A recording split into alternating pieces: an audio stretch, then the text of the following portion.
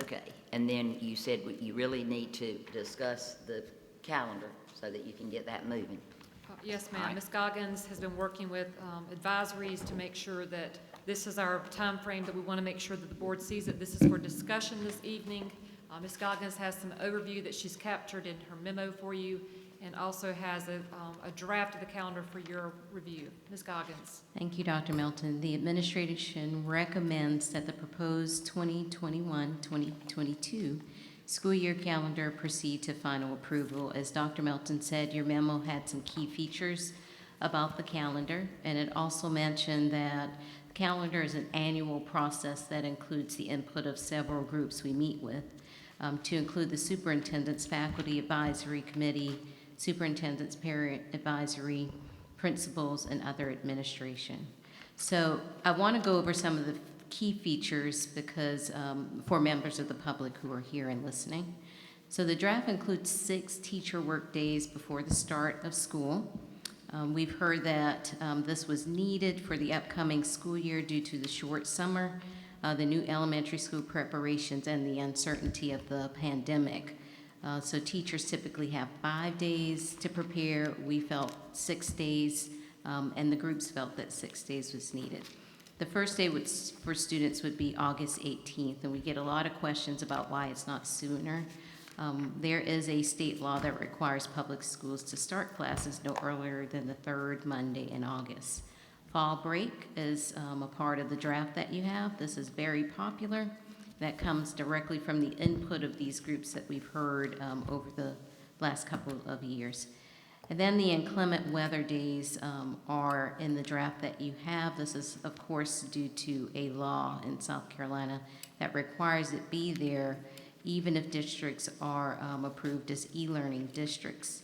And the last thing I'll point out is our half days. We have, over the years, been a little bit more strategic about where that has been placed.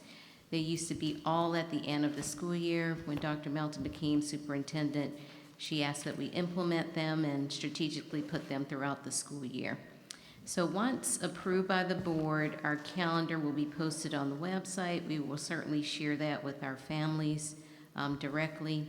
And then alternate versions of the calendar will be posted on the website to include a Spanish version and then some alternative layouts. And at this time, I'll answer any questions you have. Are there any questions concerning the calendar?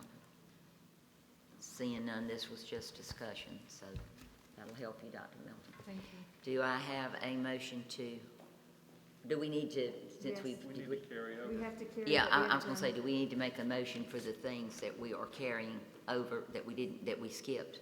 Do we need to do that? done. Yes. Okay, you wanna have a motion to that? The items?